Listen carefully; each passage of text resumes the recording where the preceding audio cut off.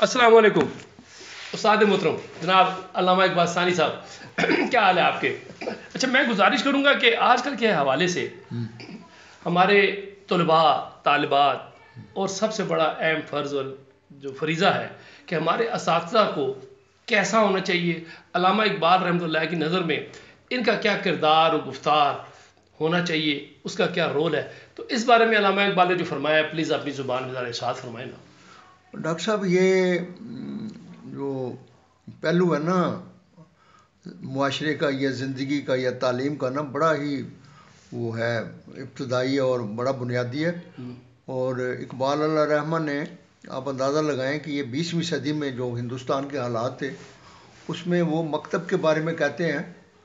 کہ مکتب ہندی کے نام سے پوری نظم ہے نا پورا سر؟ عنوان ہے سر، وہ عنوان ہے نا؟ ہاں پلیز ارشاد ارشاد اس کا ارشاد۔ عنوان ہے ہندی مکتب، جی جی جس طرح انہوں نے کہا نا ہندی اسلام، جی، ہندی مسلمان، ہاں ہاں ہاں، ہندی مکتب، اوہ ٹھیک ہے، اچھا ہندی اشتہاد۔ اچھا، ہندی سے مراد ان کی اجمی ہے میرے خیال میں،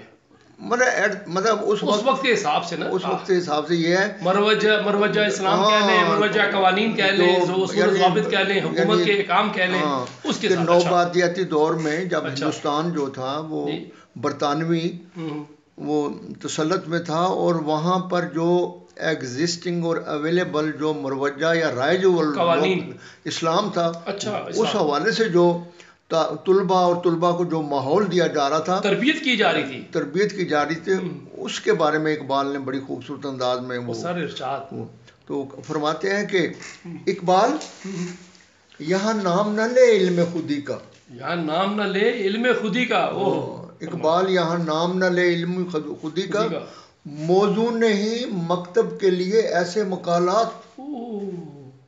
اور آگے کہتے ہیں بہتر ہے بیچارے ممولوں کی نظر سے، بہتر ہے بیچارے ممولوں کی نظر سے پوشیدہ رہیں بعض کے احوال و مقامات۔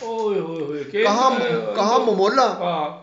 اور کہاں شاہین، تتر بٹیر بنا کے رکھو، انہوں نے بلبلی بنا کے رکھو کہ یہ شاہین نہ بن جائیں۔ ہاں، مطلب اگر ممولے جو کہتا ہے وہ ممولوں کو وہ چیز سوٹ آ ہی نہیں سکتی جو شہباز ہے۔ بہتر ہے بیچارے ممولوں کی نظر سے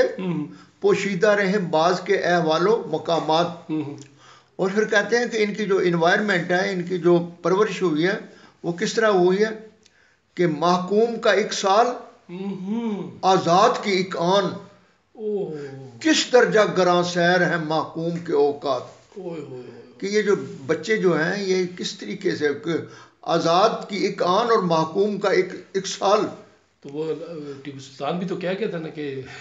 شیر کی ایک دن کی زندگی جو ہے وہ اس کے مقابلے 100 سالہ زندگی سے بہتر ہے۔ کیا بات ہے، کیا بات۔ آزاد کا ہر لحظہ، آزاد کا ہر لحظہ، ہر لمحہ، سیکنڈ، ہاں، حقیقت سے منور، حقیقت سے منور، جی۔ محکوم کا ہر لحظہ نئی مرگ مفاجات۔ یعنی جب اس قسم کا ماحول ہو تو وہاں پر جو ہے نا یہ بچے جو ہے نا وہ کیا پرورش کریں، کیا وہ ملک و قوم کی وہ جو اساتذہ ہوں گے لگام سنبھالیں گے سب کچھ۔ تو اس پر ڈاکٹر صاحب کا بھی پورا ہم ڈیٹیل کریں گے، کافی لمبا موضوع ہے۔ تو ہلکا سا پھر تھوڑا سا استاد بھی ہیں، مولانا بھی ہیں، یہ بھی ہمارے ٹیچر ہی ہیں نا، تو ہمارا اس بارے میں کیا؟ ڈاکٹر صاحب بنیادی بات یہ ہے کہ یہ جو اگر دیکھا جائے تو یہ بذات خود یہ قابل رحم ہیں اور ان پر ترس آتا ہے، ٹھیک ہے، کہ وہ ایک ایسے ماحول سے گزرے ہیں کہ ان کے ذہن میں وہی خاکہ ہے، ان کے سامنے یہی زندگی ہے، ان کو یہی تصر دیا گیا ہے کہ بھئی یہی جو ہے نا وہ انگریزی سیکھو اور انگریزوں کے لیے کام کرو بس، یا جن کو نکالا ہے ہم نے یہاں سے محنت سے، بلکہ اقبال نے لاکھوں روپیہ دے کے جا رہی ہے، بلکہ اقبال نے یہاں تک بڑے وہ اپنے وہ کیا کہتے ہیں جو ہماری روایات اور کلچر کے حوالے سے وہ ان کا ایک فارسی کا شعر ہے کہ از غلامی لذت ایمان مجو، وہ میرے دوست وہ بولے والے تو غلام ہے اور غلامی کے ماحول میں تو اس میں وہ ایمان، از غلامی لذت ایمان مجو گرچہ باشد حافظ قرآن مجو۔ کہتا ہے اگر کسی بندے نے حفظ قرآن بھی کیا ہے لیکن ہے وہ غلام ہے، تو کہتا ہے اس کے صحبت میں بھی تمہیں ایمان نصیب نہیں ہو سکتا، کیونکہ وہ غلامی ہے۔ وہ قرآن بھی جو ہے نا غلامی کے ماحول میں سنا ہے، بالکل اسی عینک سے پڑھے گا۔ اسی وجہ سے علامہ اقبال نے جب یہ کہا نا کہ بھئی تم جو دین اسلام ہے یہ تم محکومی میں رہ کے تم کبھی اس پر وہ سامنے چیز آ ہی نہیں سکتی، وہ معاشرت، جب تک کہ تمہارا ایک آزاد ملک نہ ہو۔ وہی قرآن پڑھنے والا قاری کو کیا کہتے ہیں 2 رکعت کے امام، کتنی بڑی بات کر دی ہے۔ بالکل، اور جیسے کہ انہوں نے اس میں کہا ہے کہ بڑا دو ٹوک کہ ملا کو جو ہے ہند میں سجدے کی اجازت، نادان یہ سمجھتا ہے کہ اسلام ہے، یعنی ملا کو جو ہے ہند میں سجدے کی اجازت، نادان یہ سمجھتا ہے اسلام ہے آزاد۔ اور اس پوری اگر اس کو ڈیٹیل میں جائیں تو وہ تو شروع سے کہتے ہیں کہ زندہ ہے فقط وحدت افکار سے ملت، ان کو پتہ ہی نہیں کیا ہے، کہتا کہ وحدت افکار اگر نہیں ہے تو وہ ملت زندہ رہ ہی نہیں سکتی۔ اور اسی کے لیے بار بار انہوں نے کہا کہ ایک الگ سے زمین کا ٹکڑا ہونا چاہیے، زندہ ہے فقط وحدت افکار سے ملت، وحدت و فنا جس سے وہ الہام بھی الہاد، ہاں وحدت کی حفاظت نہیں بے قوت بازو، آتی نہیں یہاں کام کچھ عقل خدا داد، اے مرد خدا تجھ کو وہ قوت نہیں حاصل، جا بیٹھ کسی غار میں اللہ کو کر یاد۔ اور تو کس کا نمائندہ ہے؟ محکومیوں، مسکینیوں، نومیدیوں جاوید، تو ہمیشہ چاہتا ہی ہے کہ تیری فطرت اور اس سرشت میں محکومیوں، مسکینیوں،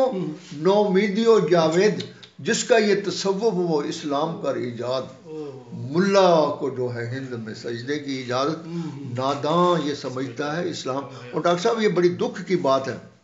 کہ انگریزوں نے یا تاج برطانیہ کے جو ٹاؤٹ تھے یا ان کے جو پرو تھے یا کانگریس یا ہندو، اس سے زیادہ ہمارے اپنے نہیں سمجھ سکے، انہوں نے ان کو زیادہ ان کا جتنے بھی یہ مسلک مسالک تھے نا، یہ صاحب نام پیدا کیے گئے ہیں۔ آپ کی ساری 16ویں صدی کی ایجاد ہے، آپ کے اہل حدیث دیکھ لیں، اہل تشیع دیکھ لیں، جتنے بھی ہیں یہ تو اب 70 سال کے بعد کہہ رہے ہیں کہ یار ہمیں اب پتہ لگا، پتہ چلا ہے، وہ تو انہوں نے جاتے ہی چیزیں ایجاد کر دی تھیں۔ کہیں وہ بریلویوں کو آگے کرتے ہیں، کبھی اہل تشیع بھائیوں کو آگے کرتے ہیں، کبھی سنیوں کو آگے کرتے ہیں، کبھی یعنی توحید جو ڈیوائڈ اینڈ رول والی بات تھی نا ان کے یہاں۔ بالکل، جو علامہ نے جو توحید کے حوالے سے بات کیا ہے نا کہ زندہ قوت تھی زمانے میں یہی توحید کبھی، آج کیا ہے فقط مسئلہ علم کلام، روشن اس دو سے اگر ظلمت کردار نہ ہو، خود مسلمان سے پوشیدہ ہے مسلمان کا مقام، اے میرے سپاہ میں نے تیری سپاہ دیکھی ہے، قل ہو اللہ کی شمشیر سے خالی ہے نیام، اس راز سے واقف ہے نہ ملا نہ فقیہ، وحدت افکار کی بے وحدت کردار ہے خام، قوم کیا چیز ہے قوموں کی امامت کیا ہے، اس کو کیا جانے بیچارے 2 رکعت کے امام۔